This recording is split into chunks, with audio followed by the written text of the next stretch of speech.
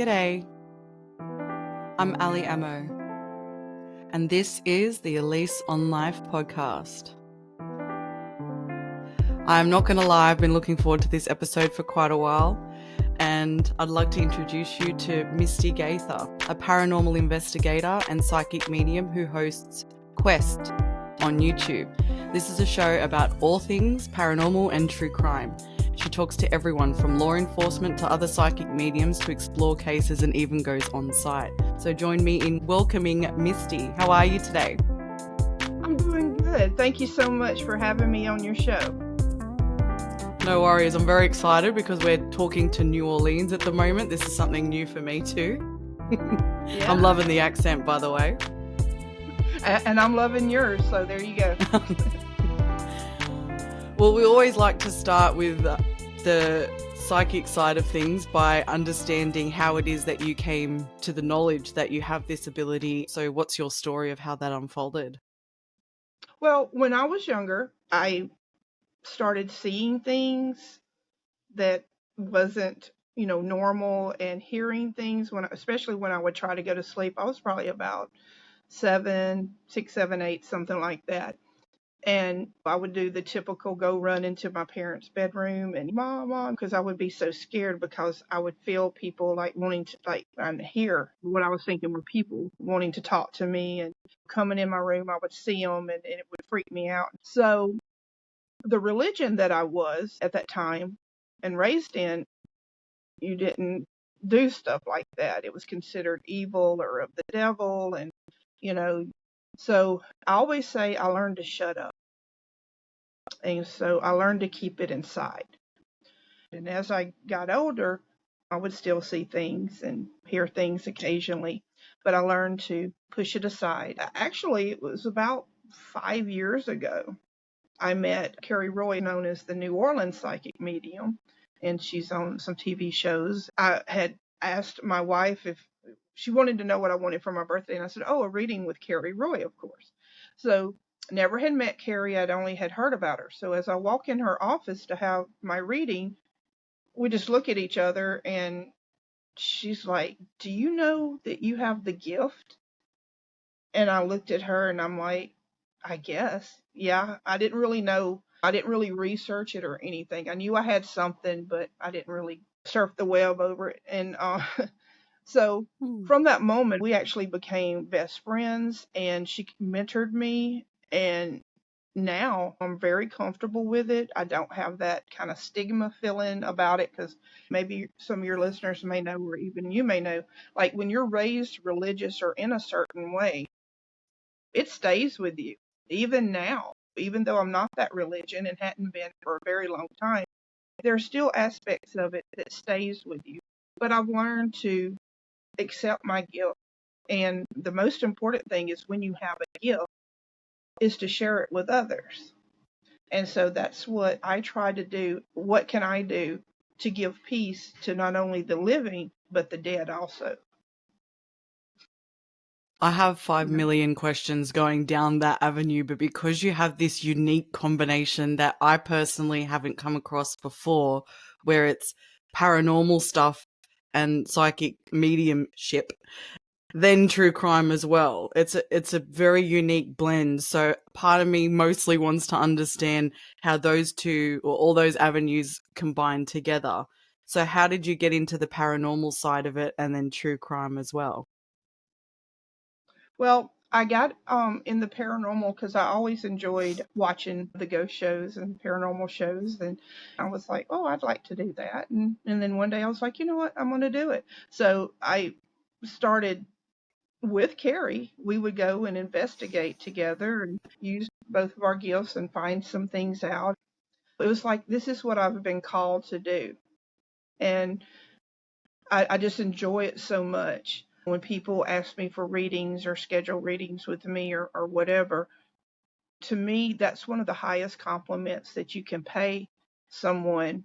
I want you to connect me with my deceased relative or whomever it may be. To me, that is a high compliment, because you look into their world, like this person, you're looking into their lives, you're looking into what happened. You're looking into how that maybe the spirit relates to them. And to me, it's an honor to be able to do that, to provide answers. And it's not always necessarily closure, but it's, providing some kind of peace Yeah, to it's like both sides. reassurance a lot. Mm, Yeah, it's like, like when you're a psychic medium, you're actually a bridge between the two worlds. And the messages absolutely. aren't just for the living, but it's also to give the messages to those that are in spirit form, because sometimes they can't pass over, like go to the light or go to whatever next level that they're supposed to go to, because some of them do not feel like resolution, or, you know, they can't let go. Maybe they're It's worried like about this unfinished business. teenager. Yeah, unfinished business. Mm. And you give them also peace by doing this, and then they're able to let go and go to their next step. And to me, that is such a complete honor to do that. I was thinking when you were saying about the paranormal stuff that the ghost sort of thing drew you in. I'm Yeah, one of those super jumpy people. I can't cope with those things.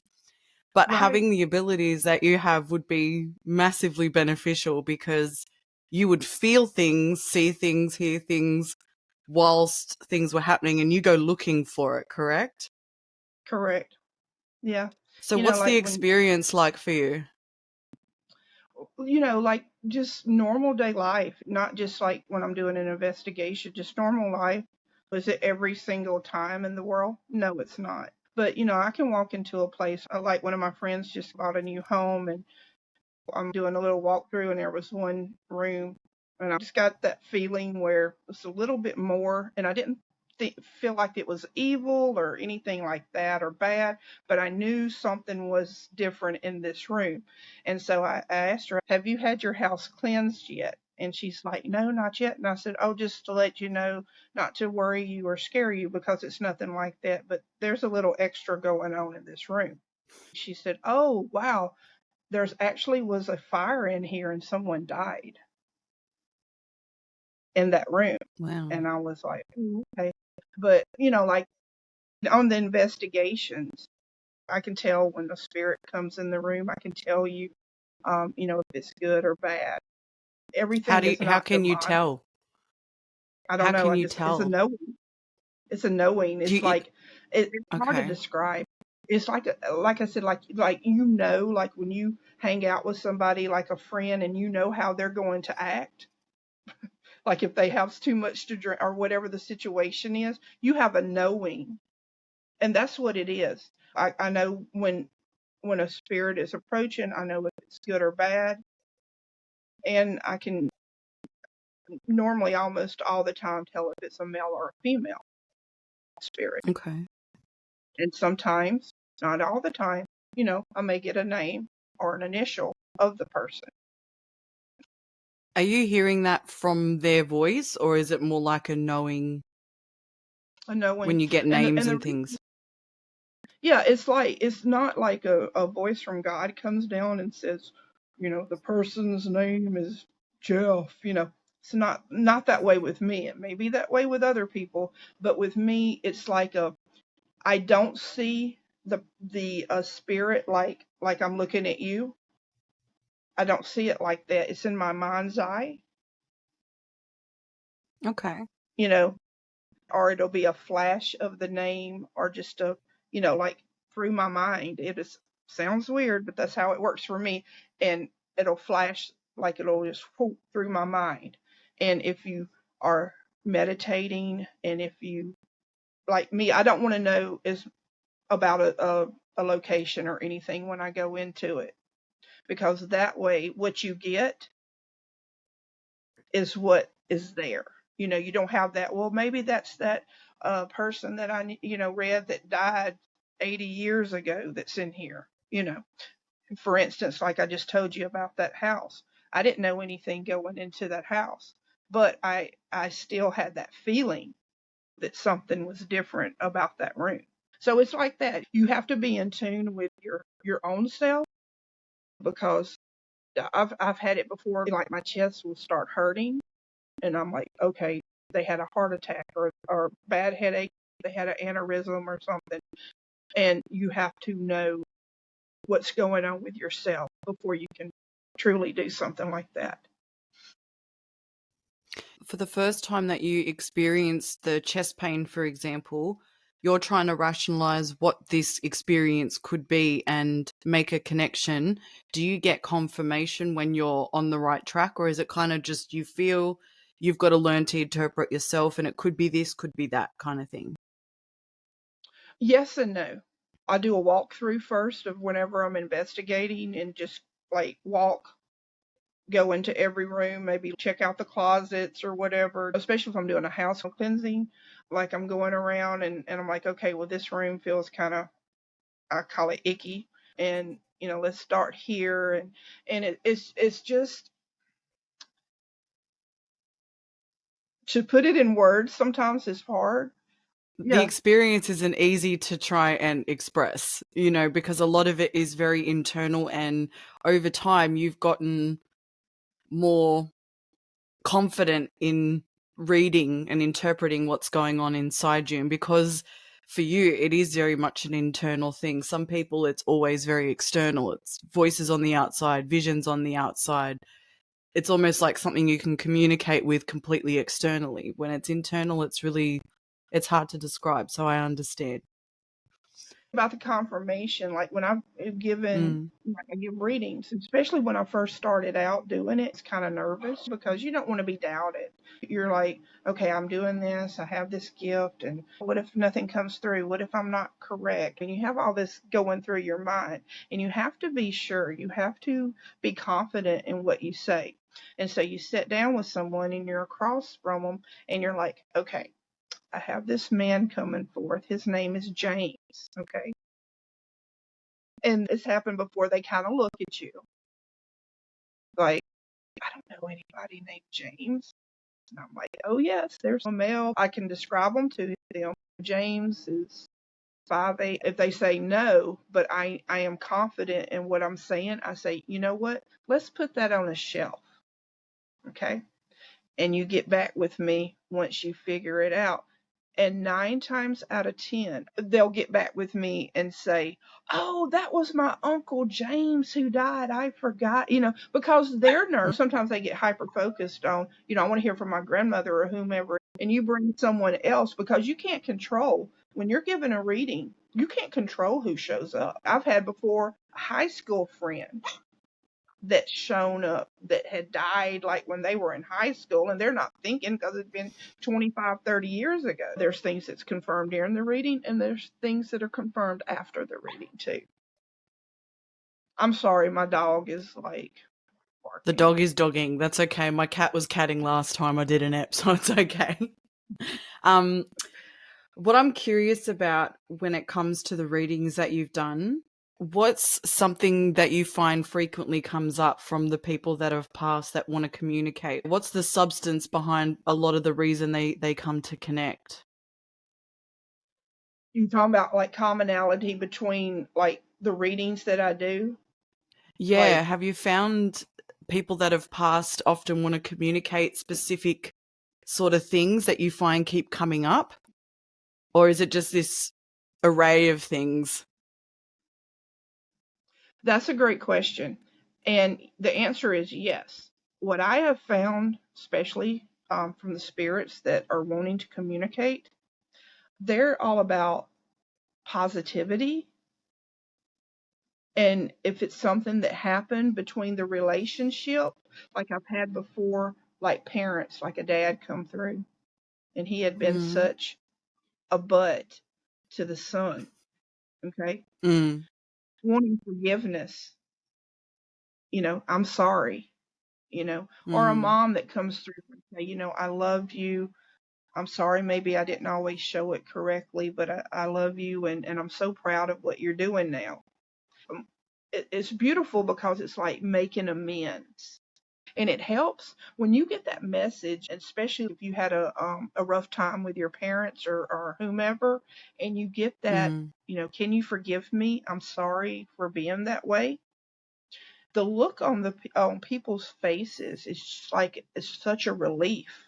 I can just let that baggage go, and that just is it's just really it just makes you feel like, you know what, I'm glad I get to do this. To know that you can give peace and reconcile relationships after the fact is a big deal. So many people wait their whole lives for an apology that never comes, or an acknowledgement of a situation not being great that never happens. And it's great to learn that after the fact, people seem to come to the realization.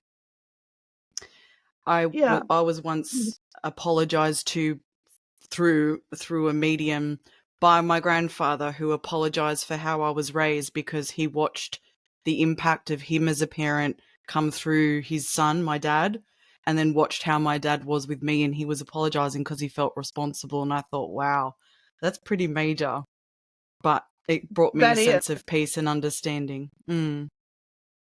And it makes you know too, I mean, the apology helps so much. How he was saying his son was like that because of how he was.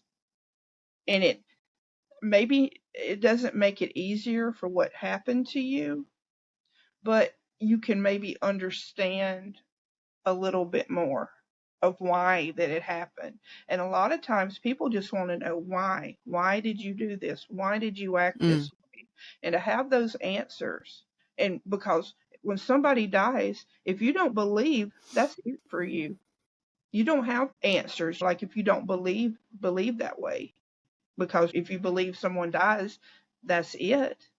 Then how can you ever heal inside if you don't get that apology or if you don't get that communication? You know, if you don't believe in it, then you're not going to search for it. And so you have to live with all that baggage that you have. mm. It's good for healing. I'm super curious. I've heard different stories from different people. It depends on how things go for them. But is this something that you can control and tap in and out of? Or is it something that is constant that you just learn to block out? Do you have business hours? Some people do it like that. How does it sort of work for you? I can't shut it on and off. But what I've learned to do is set boundaries. And I have to say this before I go to sleep at night or I do not sleep. I have to say something like, I know you want to talk to me or communicate with me. I have to rest so that I can help you better. And if you can just wait until I get up in the morning, you can talk to me then. But I have to have rest to help you. And since I've been doing that, I've actually been sleeping a lot better. Before, I thought it would offend them or that they wouldn't wait, and Mm. I would stay up talking or trying to communicate. And I have to have rest. I have to be recharged. So I learned to set that boundary, and it's really been a positive thing for me. When it comes to the true crime side of things, what's that case for you that got you started on the journey? I don't know if it was a particular case that started me on it. I've always been interested in true crime. I remember years ago that I watched, and before I even accepted my gift or tried to develop it or anything, I remember watching a show called Psychic Investigators. Okay. And, you know, they would tell their cases. Nancy Weber, she's a wonderful psychic investigator. She even has a badge. And, and I remember watching that show, and I would think, oh my God. And I would see the reactions of the families when the cases would be solved and how they would interview even law enforcement and they would tell the story and how the psychic helped them. And even though that it's not permitted here, don't know about Australia, but it's not in the US, it's not permitted for a psychic to be on the witness stand or anything like that. So a lot of the times law enforcement, they don't want to work with psychics or even maybe publicly say that they work with a psychic because of the stigma, because you have people who haven't been vetted. You have people coming out of the woodwork. Oh, let me tell you about this, what I'm getting that's really maybe not have the gift or really know what they're talking about. Maybe they do feel like that they do, but maybe it just, maybe they don't. So I watched the show and it just really moved me. And I remember thinking, that is just amazing. I think that's cool. I would love to do that one day. I really am so blessed by me doing my show. I actually got to interview Nancy. And if y'all don't know her, please Google, look her up. Amazing, amazing psychic and just so knowledgeable. And I got to interview her for my show. So y'all can watch the episode too. But to me, that's one of the ultimate things that you can do as a psychic medium, is to be able to help solve a case. While you're investigating the paranormal side of things, have you ever gotten information about a death or how it's happened that sort of gave you a little mini experience of what you actually want to do? Yeah, currently I go to a particular place here in New Orleans. It's called the Haunted Hotel, go figure, but that's the actual name, the Haunted Hotel. And it is where that the Axeman of New Orleans, 1918, 1919, when he went on his killing spree, still unsolved. But I go to the hotel. I had an event there last month, and I go just to try to find information to see. And I really think that it's him that is there. And I pick up on some things about him. I actually got a name, a first name. Me and Carrie, the very first time I went there, she and I had did an episode of, it's called Paranormal New Orleans. And during the day, during work, I had got a name, just like I told you, through my mind. I'm sitting there typing, and the name came through, and I'm like, oh, that's something. So I wrote it down and I stuck it in my pocket. Well, I left work and went straight to meet up with her at the Haunted Hotel. And we were going over it, discussing our feelings like this. And I remember I asked her, I said, well, are you getting anything on the actual Axeman? I said, like a name or something, because they do not know who he is. And she said, yeah, I'm getting the letter R. And when she said that, I looked at her, I reached in my pocket, and I pulled out the paper and I showed it to the camera, Robert. I had wrote down the name Robert. So Hmm. that was kind of cool.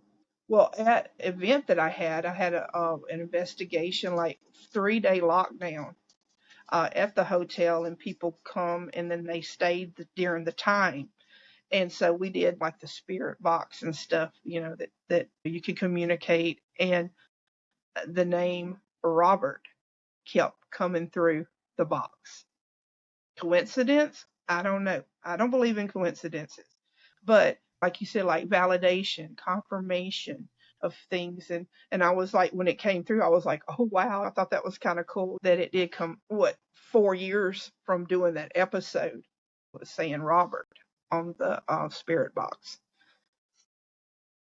It's funny that you mentioned that, because one of the questions that come up on social media was asking about whether it's often the victims that come through, or do you ever hear from the actual perpetrator themselves? Another question was about whether children come through more easily for you, or adults, or if there was a difference at all.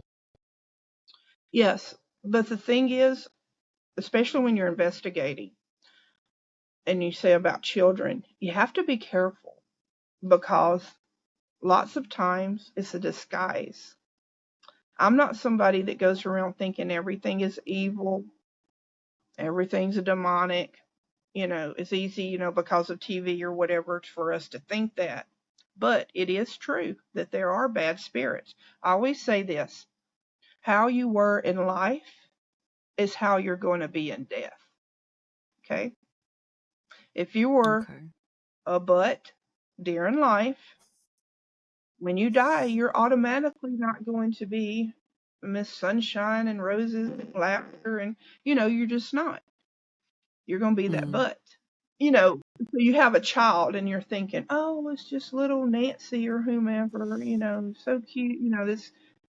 But sometimes it's not always Nancy. The demons, which they are demons, they will do whatever that you're comfortable with to get through to you. And so, you see a child, what do? Oh, that's so cute. Come on, come be with me. Oh, you're lonely, whatever. You want to come home with me? And next thing you know, you have something bad in your house that's messing up your world, because that's what they do. That's their job, is to make havoc and to wreck your life and everything. That's their job. And they'll do whatever it takes to get into your life. So you have to be careful, as not only as a psychic medium, but as an investigator. You can't Mm. take everything at face value, because just like in life, everybody isn't nice and everybody don't have your best interest. Same thing in death too. How have you learnt to discern between the fact and the fiction, the real and the fake, the positive, the negative? It goes back to the knowing. You have to have some rules that you set for yourself, and you can't take everything at face value. Have I always been perfect and everything? No, because I'm also human. Like I said before, you have to know yourself. I've been made sick before by negative entities, not, and sometimes it's not necessarily demonic. It's just somebody, like I said, it's just evil or just bad. And you have to cleanse, you have to have good spiritual hygiene. From the people that you've spoken to in your own experience, do you have to be in a place to pick up on events that occurred there? Can it just come through if you're just thinking about it, or if you see a picture, or does there have to be that kind of personal connection between person and place for the investigation side of the psychic mediumship to come through? Now, some psychic mediums, I think different ones have their area of expertise, or maybe that they know a little bit more comfortable. It's called remote viewing. They can go and they can see somebody's house or a scene. They don't even have to leave their homes. Or like you said, it's called psychometry. They touch the picture or they hold an item of the person and it shows what happened and stuff. I'm working on that. I'm not going to say I'm an expert in it, but I have been able to do those things. Um, on scene is better for me. I actually go to the place of the crime, or I go to the grave site, or maybe a home, even if it's maybe sitting, sounds kind of weird, but sitting outside, and you kind of start picking up on things. And it's just like I said, it's whatever area you're comfortable in doing. And I'm working on being able to do those more strongly. Is there a particular unsolved or cold case in the US that has got your attention, something that you actually want to help try and solve? Yes. 2016 New Year's Eve, in New Orleans in the French Quarter, and I covered this case on my show also. It's called the Joshua Woodruff case. He was like 3 in the morning. He had, I guess, called a Uber or something, or getting ready to cross the street. And as he was walking, a car came and hit him. Okay, that's bad, just by itself. The thing that I can't get out of my mind and that actually haunts me is he was lodged under the car and drug 6 to 8 miles under the car through the French Quarter on the interstate over the big, it's called the Crescent City Connection Bridge, until it finally dislodged. That case literally haunts me, because I think of, as a parent, Wow. Mm. how, and it's still unsolved, They have a composite pictures of the car from the security cameras, but the thing is, it's so grainy, you can't even make out the model of the car. Okay. 3 o'clock in the morning, very dark. The car's dark. They can't even make it out what it is. So somebody somewhere knows the person, had to have damage from the car. And I'm like, it's New Year's Eve and he's going through the quarter trying to get away, going up one-way streets wrong. And only 2 people saw this?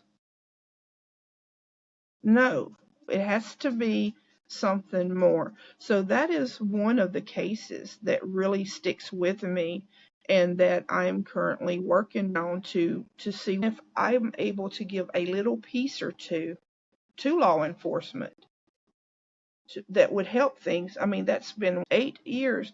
This family has to, every New Year's Eve, when everybody else is celebrating and everybody's Happy New Year, they have to relive it again. First time in New Orleans. Just graduated from Harvard. Oh, so he was young. Yeah, young man, wonderful person. And like I said, that case, there's more, but that case is the most one that stays with me. Is it possible if you got in contact with Joshua and Joshua come through, would he be able to give information about the driver, like they have this ability to know all of the details and things, or would they just give you what they knew at the time? Maybe he saw the person's face or something about the number plate or something like that. Yes and no. I hope that he went quick and that he doesn't know. Because I don't want to think of him being able to live very long in that situation. I'm thinking he probably didn't see. That's just what I feel being on the site. And in that episode, I even drove the route as close as I could, because like I said, he was going up one-way streets wrong and all that, and I didn't want to do that. But, I did it as close to the original route as what I could. I'm hoping that he didn't see anything, like nothing. So are they only really able to give you the information that they were aware of in life? It's not like after death they know who the person was. It's only what they knew when they were alive? I think sometimes that they're able to give like little information. They don't communicate like how you and I are now, and we're talking, you say something, I say something, we're doing full sentences and paragraphs and everything. They don't communicate that way. It takes energy for them to say one word a lot, and that's why that we don't have, like they're not seen all the time, or they don't move and throw stuff all the time, or try to get your attention, because sometimes they can't because they need so much energy. So it just depends on the situation. Like when he was hit and his spirit left, he went to wherever that he needed to go, then no, he wouldn't have that information. But if they linger, because some linger, and some of them, they want to solve their murder, and they want you to know, and they want to have the name or even what they can do. And some of them, I think they block it out because it's so horrendous what happened that they can't deal with it, even in death, what happened to them. So it just really depends on the situation and the person. If it was that easy, then there would be no cold cases.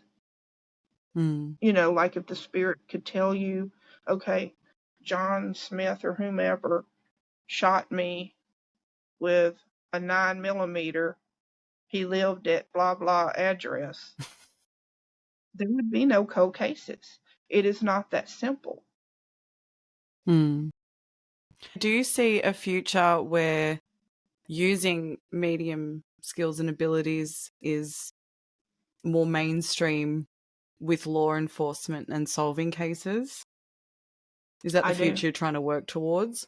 Yes, I do see that, and I consider it like one of my goals or my personal crusade to have that done, because why would you not want to use every single method Tool that you available. can have? Yeah. Yeah, because if you think about it, like DNA, like the genealogy, solving crimes, 60-year-old murder cases are being solved. They're doing the genealogy, and 10 years ago, we never would have fathomed that that would happen. When DNA came out and everybody was like, oh my God, that was a big deal. And then when this Mm, came out and they started solving all these cases, but we didn't think that at the time because mm. we couldn't wrap our minds around it. We didn't think it would ever come to pass. And so I think that psychic mediums have a responsibility to be above reproach, and you should have integrity, and you should have pure intentions, because if you don't, you make it harder on everyone else. You coming in and want to make money, or whatever the deal is. I don't have any problem with people charging for readings. I also charge for readings. But if you're only worried about what you can get out of it and your fame and making a name for yourself, it's going to come out. Everybody's true colors eventually comes out. But I really believe that in the near future, we're going to be talking about, well, so and so, they're recognized in the law enforcement as being a tool to solve these cases. And it's not going to have the stigma. Like I said, it's better, but we're not there yet. We still have some more work to do. But I really have no doubt that it's going to happen. I agree, especially considering the amount of people who speak to psychics and mediums to get clarity on people that have passed, or any relay information or get access to some information from people. If more of society are doing that, then it makes sense that they'd be more open and accepting of the benefits that come from using those abilities in law enforcement, for sure. Right. And I got to say, I do admire you because of all of the people that I've spoken to with the same gifts. I suppose the interest does come into it a lot, but to know that there is someone like you out there who is specifically trying to make a beeline to use this ability to do the kind of work that you're interested in, I think is really admirable. So thank you. Thank you. How does one get to be a paranormal investigator? Is it training, luck, the right contacts? But for you, it I, was clearly meeting someone. right. I think, like, it's not a lot of requirements to be a paranormal investigator. I think that you should have, same thing like with being a psychic medium, you should have the right intentions. You shouldn't provoke, like strong a provocation. I don't agree with, because you have to think they were people too, and you're coming into their space. You're a guest. That is their home. But I think that anybody who has the willingness and the respect that you should have, and equipment. But the thing about equipment, I just have to say, I have the equipment, all the lights and the bells and this, I have all that. But there will never be anything that can replace the most important piece of equipment, and that is yourself. Listen, when you get that feeling, or you get that thought, or whatever, like something's not right, or this is good, listen to yourself, because that is the most important thing, better than any equipment can ever do. Yes, they're nice, but the equipment is not used for yourself, because if you know what you feel, right? I've started to say this: equipment is for the other people who don't believe you. I can say I talk to Extra spirit. confirmation. Right. Mm. I talk to spirits. Some will believe me, some won't. Okay. I have this machine that proves what I'm saying. Oh, now I believe. It's just like you said, another way to confirm what's going on. But the key is, do not get so dependent on that that you forget to listen to yourself. I think in a million years I couldn't do what you do. I'm way too jumpy. Oh, it's cool. Like once you get into it, it's not always boo. Yeah, apparently sometimes it can be pretty quiet for a while and you're just waiting. A lot of waiting. Exactly. People they like about the ghost shows. They're like, oh, they edit and all that. Yes, okay, because sometimes you have to sit there They have for to. hours and hours, yeah, to get, I don't know, a light to blink, you know. And so, yeah, do you want to sit there for hours and hours watching them watch the light? No, so it has to be, to get to that point. So, yeah, It seems like fishing a lot. It's a lot of it patience, is. really. You put it out there, and sometimes it's good, and sometimes it's not.